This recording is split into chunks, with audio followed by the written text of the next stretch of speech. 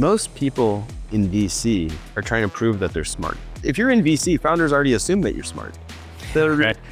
You're proving something that they already assume you have. It's like a marriage, right? You're going to be married to your VC longer than your spouse, potentially. I think about it as like, would you ever marry your spouse if the only thing you knew about him or her was that they were smart? No. That's like a crazy way to get into a relationship. So like, I think people want to know, if you're going to work with someone for a long time, that you're going to be, I want to hang out with this person. I jam with this person. I vibe with this person. They're going to be cool and mellow and interesting and just a normal human being. And I think there's a dearth of that, surprisingly, in VC. And so like the bar is pretty low. Just being a human and showing people that you're a human, oddly enough, tracks a lot of people.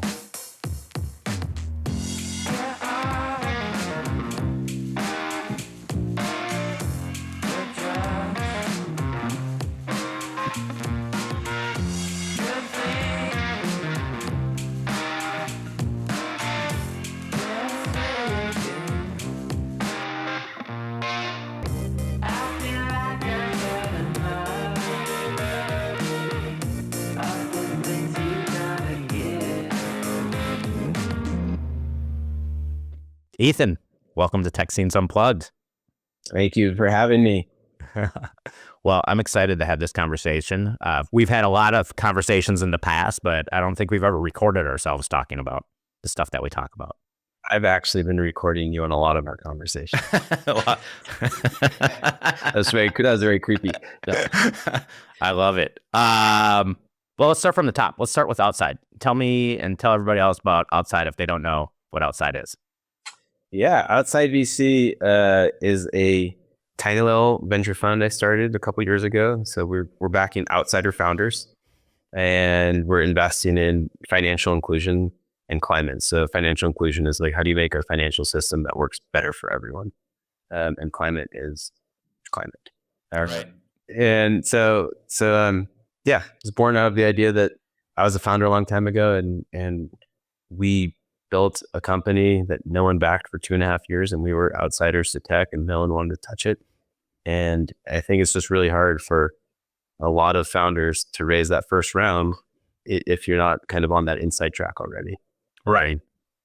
You know, so that was the idea behind the company, and betting on people and ideas before it's obvious is kind of what we do. Yeah, it's interesting. You know, when I first started my first business in college, I've always felt like an outsider. You know, entrepreneurship, especially back then in the mid to late 90s, you know, every entrepreneur is outsider. Now being an entrepreneur is cool, being a founder is cool, but then there is a hierarchy of those people that are getting funded and not funded. And people that are, let's say, on the inside, not on the outside.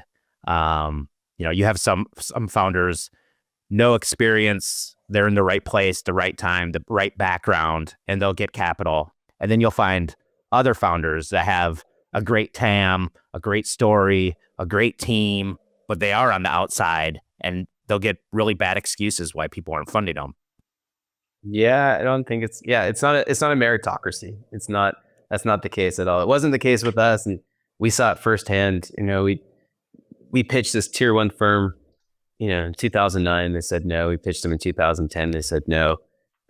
Between that time, David Cohen became an angel investor. He introduced us in 2012 when they led our seed round. And it's like, we're the same company, and like who's introducing you sometimes matters as much as what's in your deck.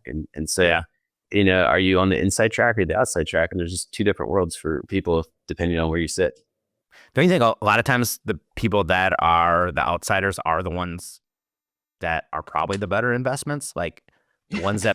Well, let's like think about 100%. Like you think about like Elon Musk, immigrant, neurodivergent, right? You think of like Bill Gates, neurodivergent, right? You think of Steve Jobs, adopted weirdo hippie, right? Like you think of Larry Ellison, grew up dirt poor, right? It's all of these people who were just outsiders. Jeff Bezos, right? He said the guy's built rocket ships, sent into space, built $1 trillion company. Said the hardest thing he's ever done is raise his seed round, right? And it's just like these people who've built the most iconic companies are all outsiders. They're like weirdo thinkers who think differently and are just running through walls. And all of them had trouble raising in the beginning. And it's just like this common universal thing. So So I think it's both like you're going to find the best founders, and most VCs are insiders, right? Most VCs are not outsiders. They're not looking for this profile. They're not looking for the weirdos. They're looking for the people that kind of remind them of themselves, right? And that's how you hire. That's who you invest in. You always look for someone that kind of reminds you of a younger version of yourself. Yeah. And so I'm looking for the younger version of myself. I'm just looking for the weirdos. Then your experience from, being a founder too, I mean, you have a lot of operational experience. Like, how does that lend into when looking at investments and talking to founders? I think once you're out of being an operator, like everything moves so fast in the startup world. If I was running marketing while I was let's say as a founder, and I'm out of it for like a year or two, things change so fast, right? Yeah. Channels change, all these things change so fast that like whatever tactical advice you can give people is outdated by the time you become a VC. By the time you raise a fund, and that's 2.5 years later, however long it takes you to raise a fund, you're a dinosaur. And so like the information I end up helping people with is less about tactical stuff of like how to run their company. It's never about how to run your company. It's more for like frameworks and like thinking about like how to not run their specific company, how to run a company. Oftentimes it's more than anything else. And I saw this when I was at Techstars. It's the reason people do Techstars, the reason they do YC, the reason they do anything is like no one has at bats at fundraising. Like it's this weird thing that like you could be running a company, but it's this thing you do every 18 to 24 months and you get one chance at it. You don't have a lot of reps to get good at it. And so everyone's bad at it. And so like VCs are just service providers. They're, we're bankers and lawyers. VCs, service providers, just like everyone else. And the thing we need to be best at is helping them raise capital. And so that's where a lot of the questions come at, because that's like one area where you just have specialized knowledge that they don't have. Certainly, I don't try to tell them what to do with how to run their company and have the hubris around thinking I might know more than they do, because I have 1% of the data that they have. Yeah, I love that. I also work from what I have learned in the past from an entrepreneurs organization that I was in for over a decade. Is talking from Gestalt is what they refer to it as, and I think every founder doesn't like being told what to do. Like that's part of what makes them a founder. Like, but what I love is a collaborative nature of like learning from others. And so the idea of Gestalt was really, or is like only sharing relevant experience and not telling people what to do. I 1,000% believe that. So like one of my big things with outside VC is like building like one of like our core operating principles is community. So like having gone through Techstars and then run Techstars programs, and one of the firms that invested in us when we were as a founder of First Round Capital, there's both of those Techstars and First Round they're big on peer learning and like the ability to learn from your peers and to build from your peers. Like when you're going through Techstars, like, I would tell founders all the time, I'm sending one of our portfolio companies, and hopefully they're the IC today for Techstars. Hopefully they make it in. At the value you're going to get out of it, he's my age, so he's worked at top places, and he already has like an amazing network. And I'm like, the value of it sometimes is like getting to dive in with this peer group of like really supportive people who all want to see each other win, and who are going to work really hard together and push each other in like the most positive way. You're going to work your ass off. You're going to push each other and like push each other forward. And whether that's during that 3 months or, like I think of my Techstars class from 2010, like half the people in that class are now LPs in this fund. Like you stick with each other for the rest of your life, or you build that network, and that's super cool. But like just pushing each other and learning from each other in this environment. I'm trying to replicate a lot of that with outside VC, and like helping each other, like who can we connect to each other within the portfolio to help their companies grow. Right. Yeah, I love that about Techstars, and Techstars has this really cool entrepreneurial life cycle. I see oftentimes is that you come in as a founder and you have all these mentors, and you either grow your business, sell it, exit, whatever that may look like. Maybe you do it again, maybe you become an investor, but then you become a mentor. And it's just like this life cycle that I've been seeing in Techstars, I think is really cool. And I think it's something I've seen in other entrepreneurial groups as well. But, I think as a founder, you know how hard things are, and you really have a passion for wanting to share relevant experience to other founders to help them, because you don't always have to learn the hard way. You will learn the hard way.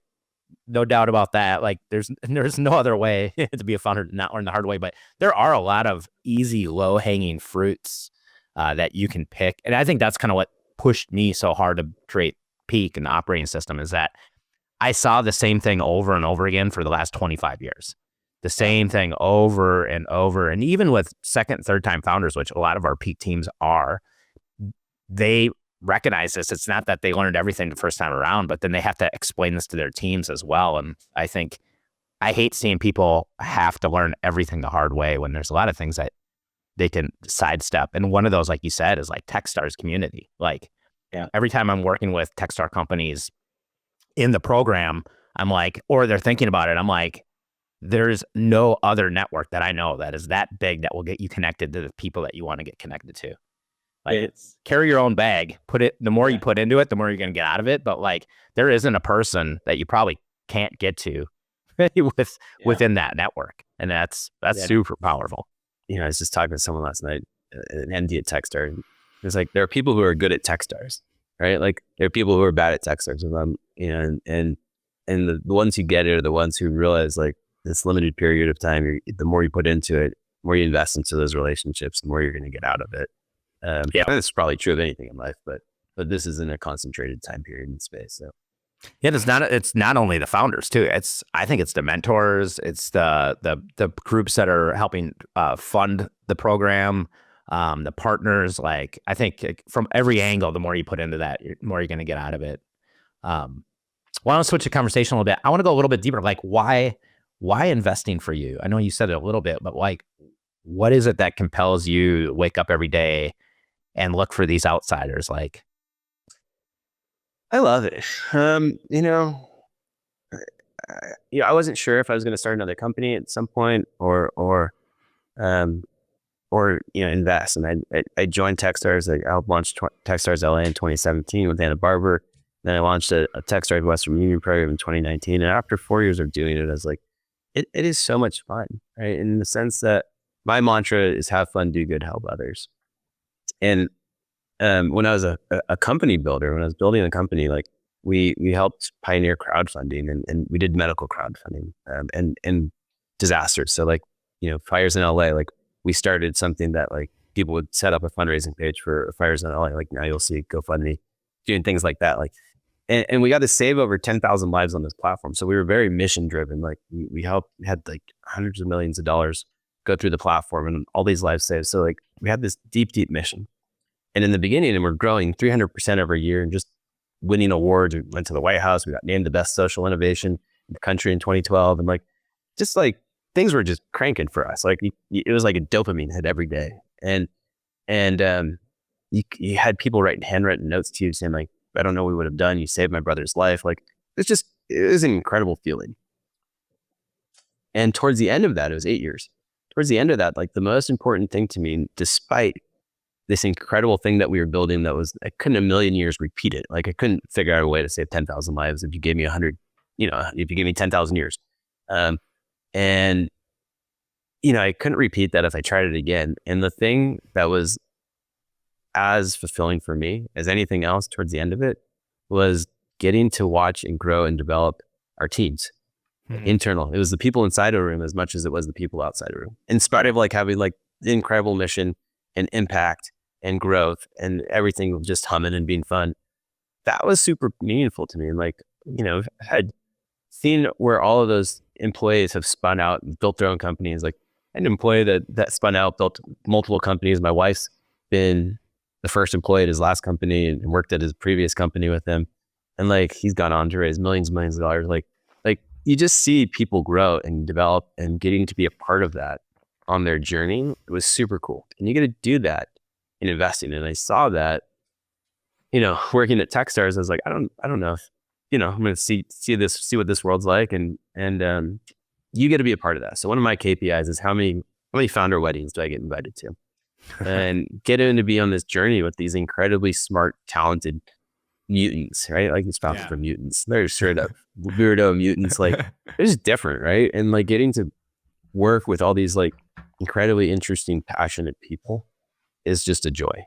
And it's just a really fun place to be. And I know the people, I'll say like getting to be a first check-in investor is different too, because you get to believe in people when no one else does, right? Like I remember the first people that believed in me, it randomly last week, I was talking to like 3 of them or 4 of them of like from 17 years ago. Like it was coincidental, but it was the first person that invested in my company, my first intern that I hired, the first external believer in our company who like saw crowdfunding when it wasn't a word yet and no one else believed in it and like wrote about it. And then our friend Anna Barber, who believed in me at Techstars and pushed really hard for me to get an MD position when no one had ever kind of been promoted from a principal, which is kind of the role I was playing before. Right. So like all these people in a span of a week that I've been connected to for 17 years who like believed in me when no one else believed, you stay really tightly connected to those people you have a bond for life. Right. And like my founders now, like my people that I've been connected to for years, they'll still call me up. You'll be a first call with those people forever. And like my people believed in me first, like they were a first call.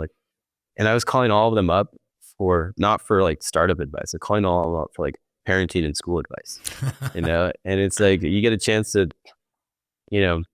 call up your former intern for advice because he ran a charter school after that for 7 years. And like, it's just a cool thing to be able to be someone who believes in people before anyone else does. It's just a special spot to hold. So it's fun to be here. Yeah. You get to do that for folks. One of the things that you and I have in common, I don't know if you know this, but I grew up in an entrepreneurial family. My dad was a solo entrepreneur. Actually, we had a shoe business in the family for 3 generations that I know of. That came over from Macedonia and grew in the United States. And growing up with also outside my uncle's own businesses as well, being an entrepreneurial family, I saw the challenges and lived through the challenges of businesses going up and down and trying to hold on, when things were tight, the fun times when things were good. But that impact on me as a child in a family of that, I think definitely has influenced my desire to help other founders, to help them during the hard times, to help them during the good times, to help them create that consistency that makes life feel good. And it's hard being a founder. It's hard being on the inside. And I'm curious for you, and I believe from the stories I've read, we haven't talked about it, but your dad was a psychiatrist. He owns his own practice, right? Like, how do you think that impacted you? I wasn't one of those kids that always knew I was going to be an entrepreneur. That's not, so like, I don't want to say like I saw him doing that and I was like, I want to be an entrepreneur. Like, my kids now are like, they have like multiple different, they have not banana stands. They have lemonade stands. They have hot cocoa stands. They have art sales. Those kids are hustling so much, selling everything to the point where, my wife and kids were going out around the holidays and they baked goods and they were handing them out to neighbors. And one of our neighbors, we knocked on her door and she opened the door and she's like, "Are you going to sell me something?"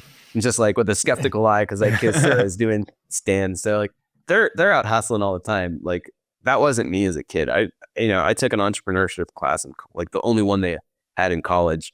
And there was only one class and you had to audit it because I wasn't in the business school. So it wasn't something I always grew up with. I saw him work hard, better or worse, right? Like he worked really hard. And I saw him, he wasn't the smartest person. Like he was a doctor, probably only because like Vietnam War was going on. Right? Let's be right. Like he was like that's why he probably became a doctor. If I'm being perfectly honest. And like, he obviously deeply cared about helping people, and you'd see that from talking to anyone he's ever met.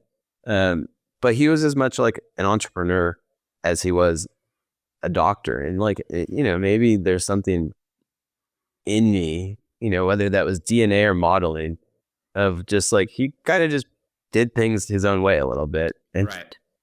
And, he could have stuck within the system and been a doctor, or he could have come up with his own ways to do things. And, he set himself and his partners up in a lot better way by being different. And I think maybe that's one lesson I learned is like, man, sometimes better is better, but sometimes different is better.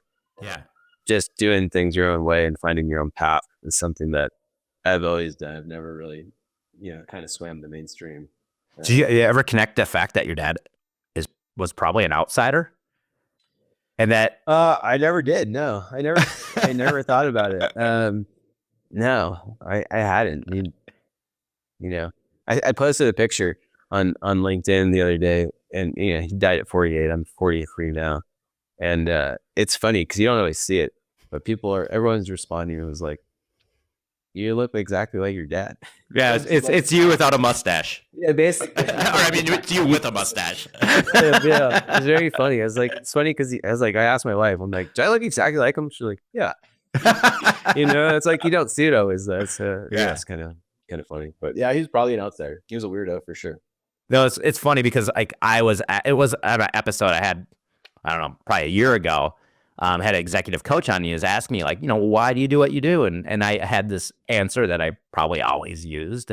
And then he's like, no, but really why? And I'm like, nope, that's the answer. And then I got off the episode and I started thinking, I was like, man, I do remember my dad going through some hard times and being nervous about that. And I was like, I think there is a thread for me personally where I was like, I don't want that to happen to people. Like, and I think I really, a lot of the stuff that I've built was to just really help these founders and their teams be successful and avoid that emotional feeling that maybe I was getting, or feeling the ripples of living in a family like that. And there are good times too, but like I answered that totally different, right? I was like, nope, this is the reason, blah, blah, blah. This is the reason. And he kind of had that look on his face. And I was like, got off the episode. I don't know how long it was, maybe a week later, really.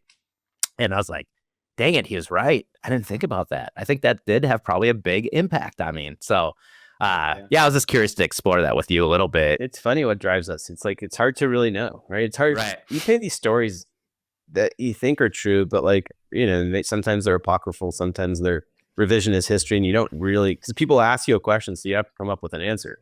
Right. Well, I don't really know. I haven't psychoanalyzed myself. I'm not really sure what's driving me, but like, it's, of course, there's always some mix of DNA and history and whatever traumas you experienced during childhood and like all the things that combines will kind of make you the person that you are. But there's influenced by him in so many different ways. It's hard to probably pinpoint all of them. Changing gears a little bit, one of the things that I've always liked having conversations with you and hanging out with you is you, one, have a lot of empathy, I think, for founders. You're very transparent.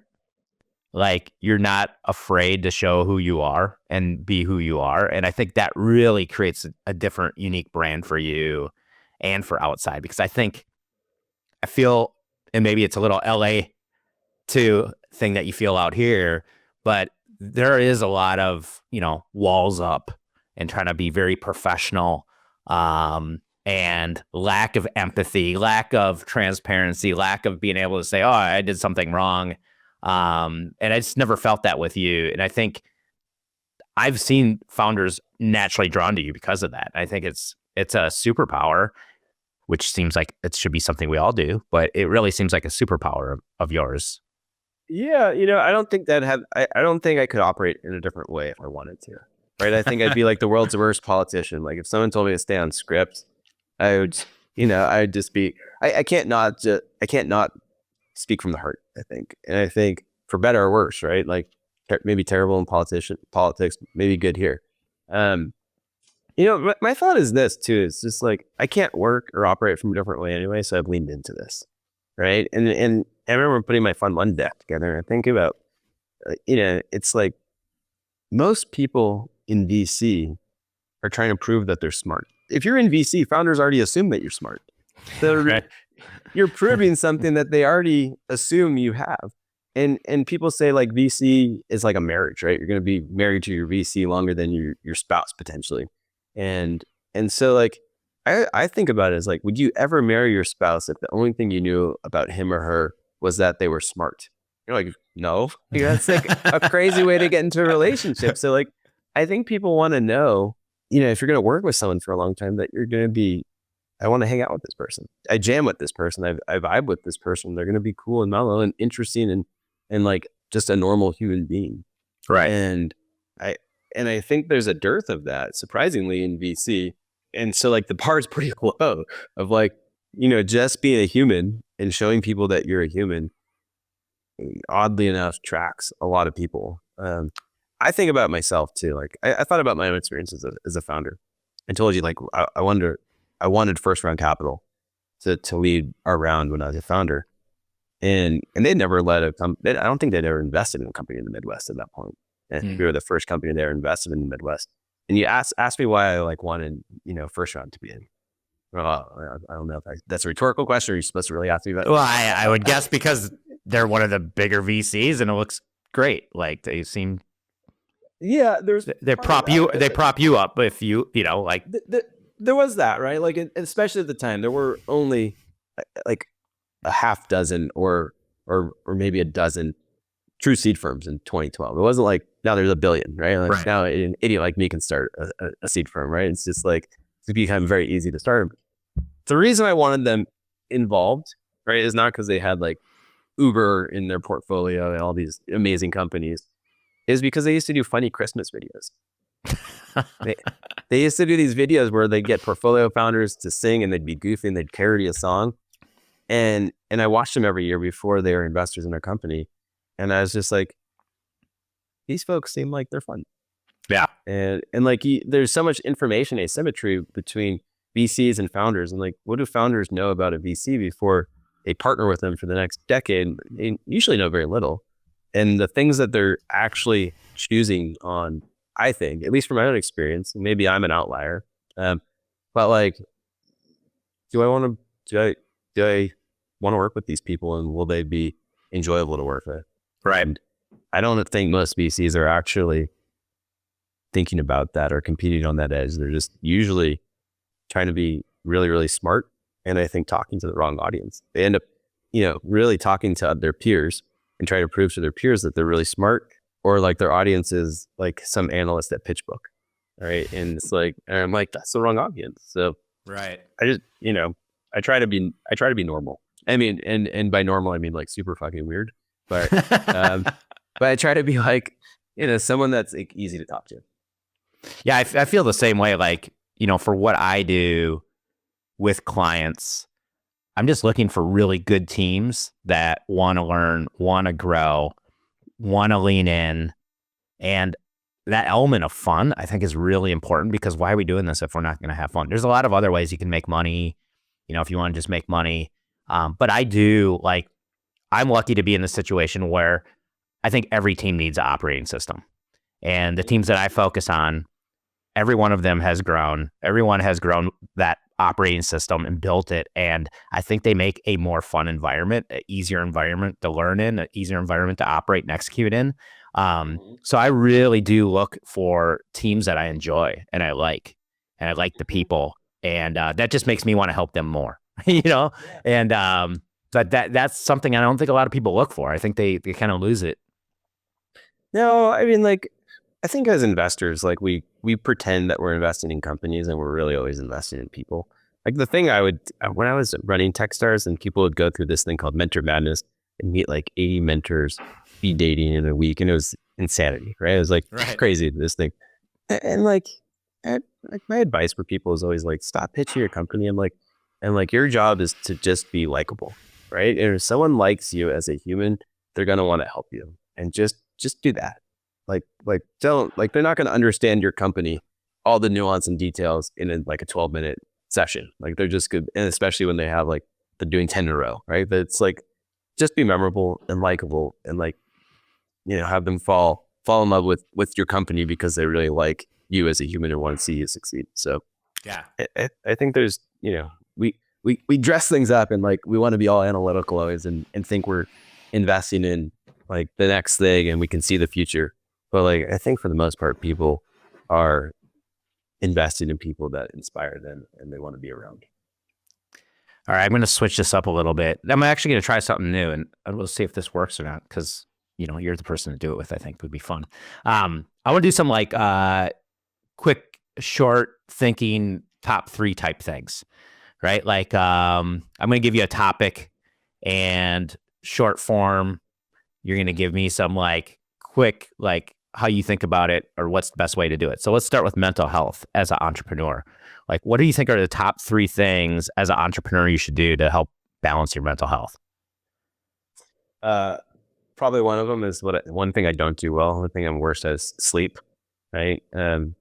Use sleep as a superpower. Don't grind, all day, all night, right? There's a time for grinding, but like, man, the people who are sleeping are probably outpacing you. So that's not what I speak from experience with, but I think is important. For me, it's finding, getting out in nature. I try to do 4-day work weeks. I try to spend the 5th day out hiking normally. And like, for me, that's where I find all my clarity. That's where I make all my big life decisions. And like, we're just getting nailed all the time with inbound, ping this, ping that, ping, bing, bing, bing, bing, bing. How do you really think? Right. And like, getting out in nature and quiet, for me at least, so like, whether it's nature or something else, but like finding your nature, finding your peace, and like trying to create some semblance of balance so that you're balancing the doing and the thinking. And like, we're paid to think, and we're not, lots of people can do, but if you're a founder, you're paid to think. And so don't cut short on the thinking. And I don't know there, but those are 2. Awesome. All right. What's the role of empathy in venture capital?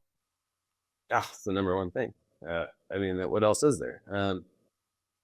This journey is so freaking hard, and just like being there for people as they're going on the journey. I think it's probably if I was a founder, it's the most important thing I'd look for in a VC. Not trying to be self-serving, because I think I'm a fairly empathetic person, but I think VCs get a bad rap. There's so many amazing VCs. I don't know many bad VCs, actually, to be fair. And I know they exist, not to say that they don't, but like, the people I know are like, for the most part, like pretty empathetic, good humans. And so, man, if we have any ounce of humility, we know that we only add a limited value to any company, right? And so, just being there, being an armchair therapist for people on the ups and downs, because this is a goddamn freaking weird ass crazy journey. And there's going to be a lot of ups and downs. Just being there for people, I call myself a friend investor. And so I think of that as like, call me up when you need me. I'll give you the truth. I'll tell you what you need to know, whether it's in, I'll try and speak for your best interest always. But I think it's huge. If you can't understand what someone's going through, it's hard to really be aligned with them. Awesome. All right. I've been hitting you with a lot of questions. I'm going to give you a little space. You can ask me a question. Oh man. Okay. Let's see. What do you think, for teams,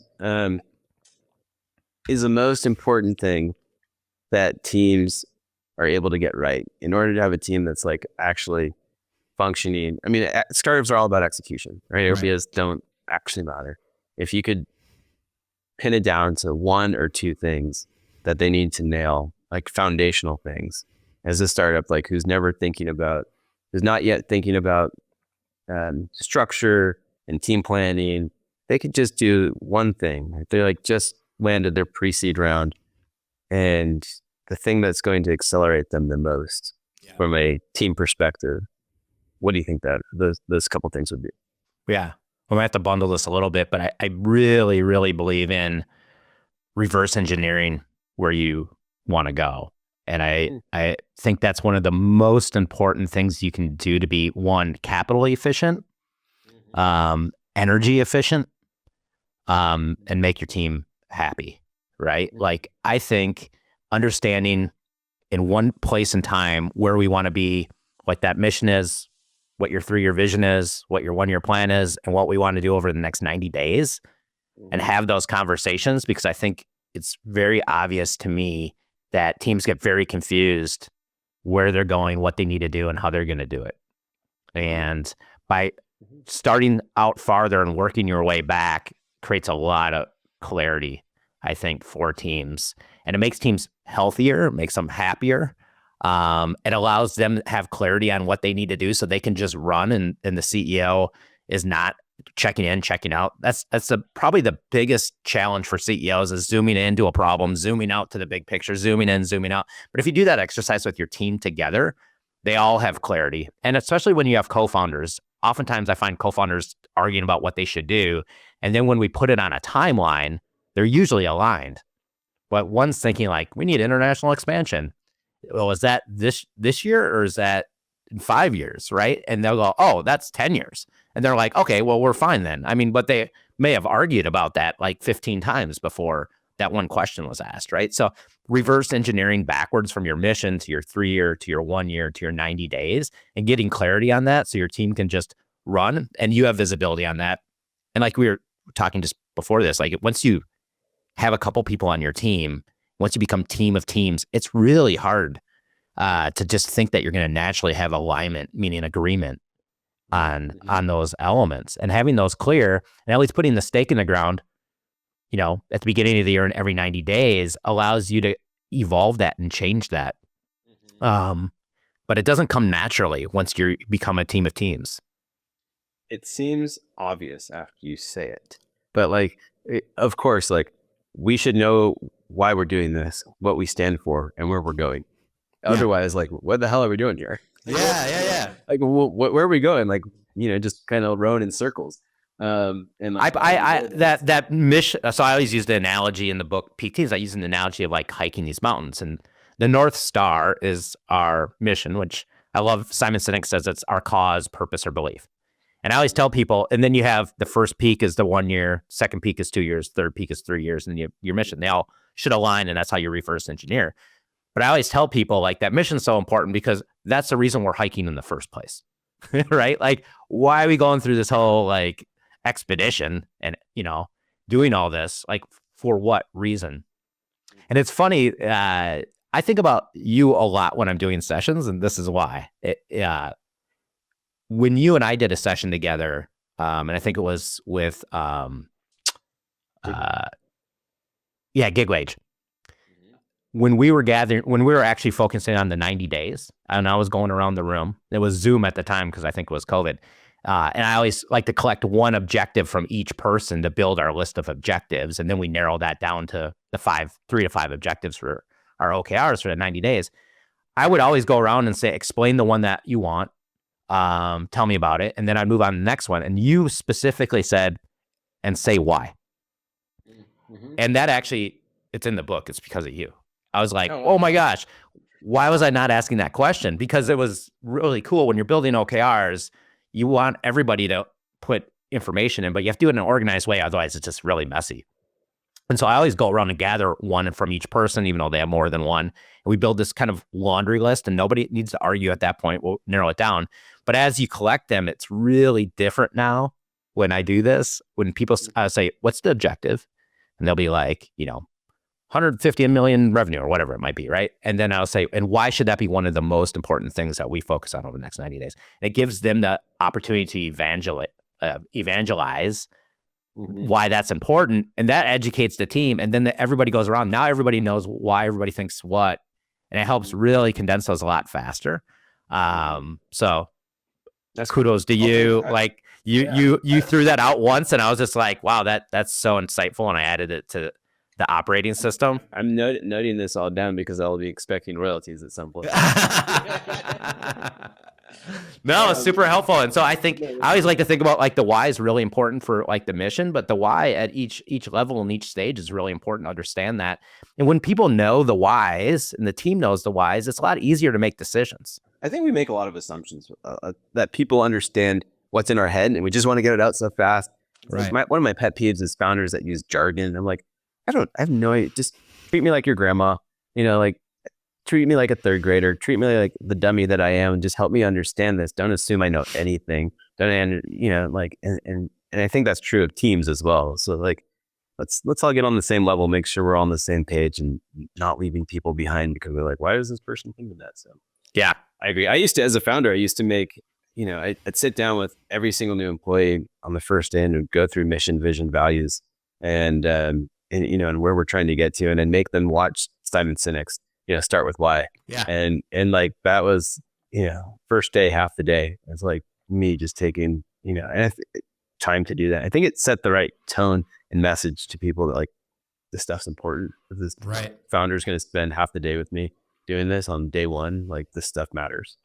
Well, it's so powerful to have that stuff. So if you have like a mission, a 3-year, a 1-year, you have OKRs for 90 days, or if they're 180 days, depends on the size of the company.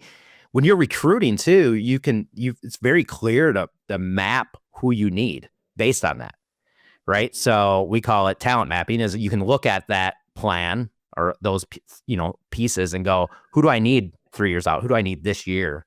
And then when you're recruiting, it's super powerful because we break that up functionally. Is you're hiring a head of sales, you can show them, hey, this is where we're going to be specifically in sales 3 years out, and the rest of the organization 190.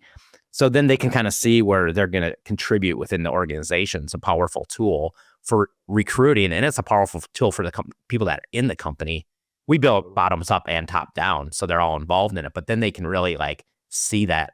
And without that operating system, unfortunately, the CEO is the system, and that's what breaks down all the time. If you don't have a system, you are the system. And after you get to about 20 some employees, like you're pulling your hair out. Yeah, it doesn't scale at all. That's hard. Yeah. And it's just like where most startups are kind of in that space until they realize, oh yeah, we haven't figured out any way to onboard anyone, or like we haven't written any of our sales process down. Like no one's done that because everyone's in survival mode. Right. So like it gets hard to build past that stage until you have at least some modicum of systems and shared knowledge, and not everyone is having to go back to the CEO, to mommy or to daddy to kind of be like, what do we do? Yeah. And like just to be able to empower people because they know where you're going and what the system is. Yeah, for sure. Yeah, the OKRs are great about that because I always think OKRs build capabilities in an organization. So they'll help us clarify like, oh, we need to get benefits in the next 90 days. We haven't set up benefits for people. Oh, we need a HR manual, or, oh, we need to figure out product market fit, or we need to figure out our sales process and reinvent that. Like those are OKRs, and they build capabilities. And at each stage of the business, you're building that stuff. And without being clear about what those are, it's hard to like build the engine. And so I think, you mentioned it earlier in the episode, like all these founders are, many were neurodivergent, many are outsiders. The one thing in common with all those founders that you mentioned is their understanding to build the engine that builds the engine. And that's a quote from Elon Musk is, focusing on how do I build the engine to build the engine? And that's an operating system. And there's examples of every one of those founders that you mentioned where they actually talk about, that same kind of concept of scaling is really about building the engine to build the engine. And I think that's really interesting to me. I just heard it like, I heard something on the podcast last week, maybe. I think it was like Mark Andreessen or someone. He was talking about Elon Musk, and he's like, Elon Musk is like total exception to like no one should model how they do stuff on Elon Musk, of course. But like it's he said because he runs like so many companies. Right. He said he like goes to each company each week and goes in and says, what's the number one problem right now? And like solves that problem. Right. And like spends a week there, solves the number one problem. So by the end of 52 weeks, you've solved the hardest problems for your 8 companies. And like, that's a weird thing that no one else can probably replicate. Right. Cause he's just such a like next level person in that regard. But like that's his engine to build the engine, right? Like that weird little system is the only way you can run 8 companies at the same time, or however many companies he runs. And like that works for them. So like, you have to have your system that actually makes sense, even if no one else in the world has a system like that. All right, I got a couple more questions for you. Quick hard hitting questions. Quick is like quick as to law school. They said brevity is next to godliness. And so you're not a lawyer right now, so like I'll try and be as quick as possible, but I'm pretty wordy. I'll try. I don't think so. I think you're nailing it. What do you look for investing? What are the top 3 things? I look for exceptional humans, right? That is like the number one thing. So like one of the things I look for is, have they been exceptional, like top 1% in something they've ever done before? And it can be like, doesn't have to be school or career. It can be totally weird, esoteric stuff. Number one, ping pong in like their city or something. Like it doesn't really matter. I just look for people who've had that drive and either aptitude or skill and commitment to be exceptional at something. And I think one of the things that most investors do is they have a very narrow aperture. So like, oh, did you go to Harvard? Did you work at Uber? Or you do X, Y, or Z? And those are easy. Like that's easy.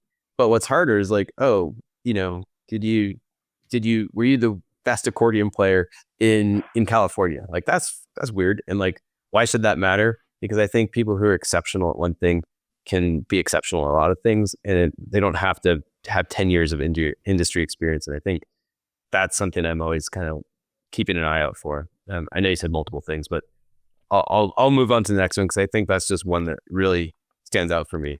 It's like I look for people that have done interesting, exceptional things. I love that. No one's said that to me before, so that's cool to hear.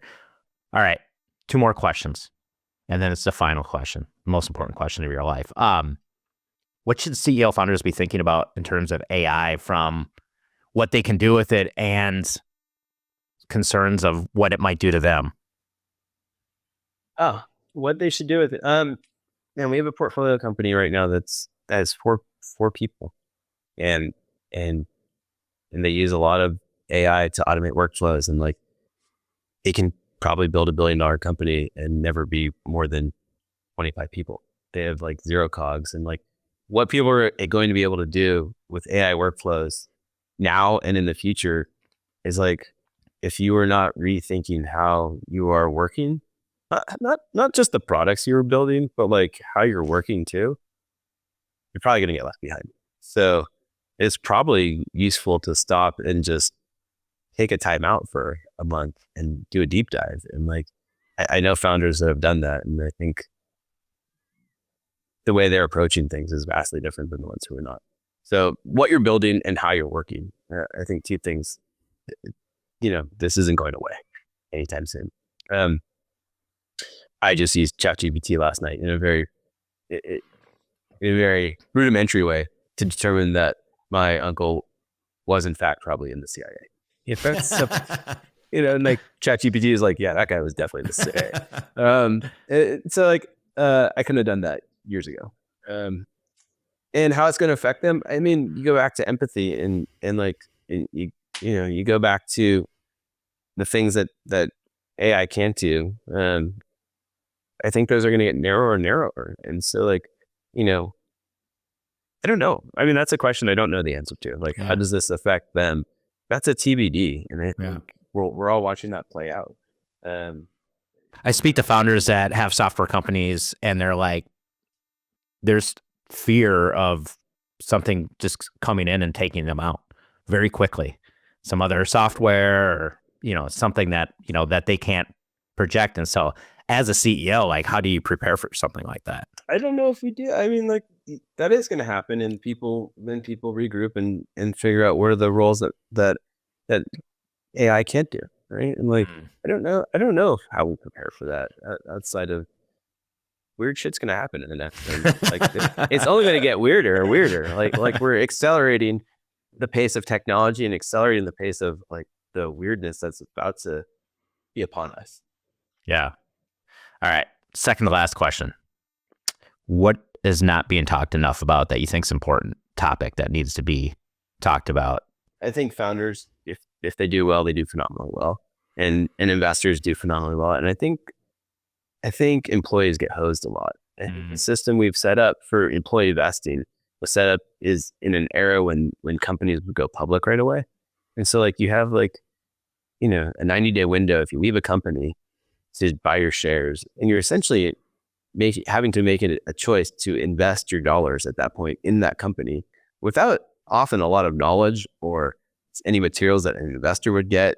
And they're just saying like, all right, do you want to buy into this company? Because you have to buy your shares now, your options. And I think the system is very broken. I think there's a trend of companies now providing 10-year windows, which I think is incredible.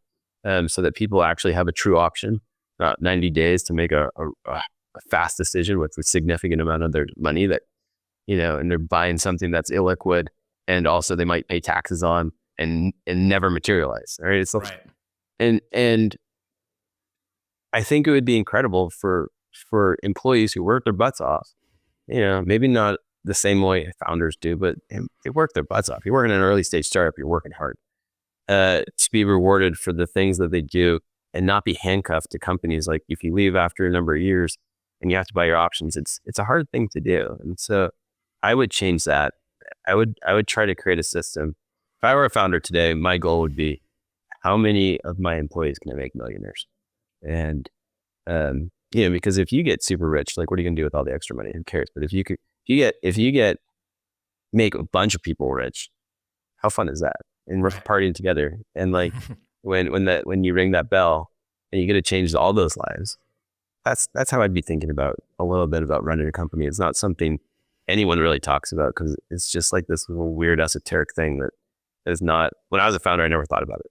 Right. It wasn't like something that came up. It was just like, here's what we do because that's what we've always done. And like, it's not a thing that you even talk about. So I think more people should talk about that. How do you create better outcomes for more people, so that more people get lifted up and it just goes back into the system, right? Yeah, like, it's a ripple effect. Helps more people. Yeah, exactly. Yeah, absolutely. All right, here's the last question and probably the most important question you've ever been asked in your life. So I'm glad you're sitting down. I'm glad you're ready for this. It's a really big one. And it's more of a scenario. So the scenario is you're trapped on a desert island the rest of your life. Now it's a beautiful tropical island. You have, food and shelter and healthcare, and you're all set. Yeah, I don't know. I threw that in. I thought that was something you might need. But the one thing that you don't have is entertainment. There's no entertainment on the island. And what's your dog's name? Felix. He loves this question. He loves this question. I know the answer. Over here, I got the answer for you. He does. But luckily for you, a boombox drifts ashore with unlimited batteries, but you can only bring one album to listen to the rest of your life. What album are you going to bring? You're on an island. I don't know an album. I'd probably bring Bob Marley, right? If you're on an island and you're stuck there, you got healthcare, but I would want to know that everything is going to be okay. They're just like I grew up in Southern California, and we you listen by the beach and you listen to a decent amount of reggae as a kid, and if I'm on that island, I listened to a lot of punk rock as a kid, and I'd probably get sick and tired of listening to that over and over. But like the jam and the vibe of Bob Marley, the positivity, I believe a lot. I think as an entrepreneur, you have to be pathologically optimistic and think that everything is going to be all right, because the shit that we're doing is straight up nuts. So like you just have to kind of believe that. And so I think that's probably what it took. Awesome. Great answer. I think I'd take that today too. I think Marley, you can't go wrong, especially on an island with healthcare. Yeah. What a great island. You got healthcare, you got Bob Marley, you're set. Like, it sounds like retirement. All right, Ethan, thanks for joining me on the show. Yeah, thank you for having me. This was fun, man. Yeah, appreciate it.